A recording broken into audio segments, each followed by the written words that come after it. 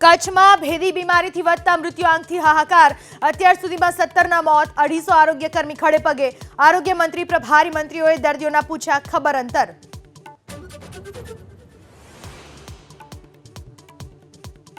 મુખ્યમંત્રીની અધ્યક્ષતામાં ગાંધીનગરમાં આજે મળશે કેબિનેટની બેઠક.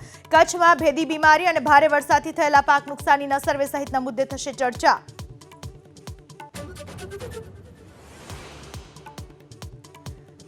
અંબાજીમાં આજથી ભાદરવી પૂનમના મેળાનો પ્રારંભ. રાત્રે 12 વાગ્યા સુધી ભક્તોમાં અંબાના કરી શકશે દર્શન. બોલમાળી અંબેના નાદથી ગુંજ્યો પાલનપુરથી અંબાજીનો માર્ગ.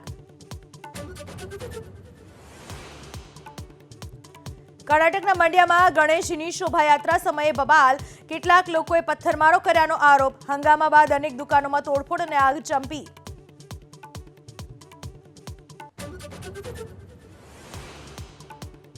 ટ્રેન ઉથલાવાના ષડયંત્રના વચ્ચે કેન્દ્ર સરકારનો મોટો નિર્ણય. ટ્રેન અને રેલવે ટ્રેકની સુરક્ષા માટે એન્જિન અને ડબ્બામાં લગાવાશે સીસીટીવી કેમેરા.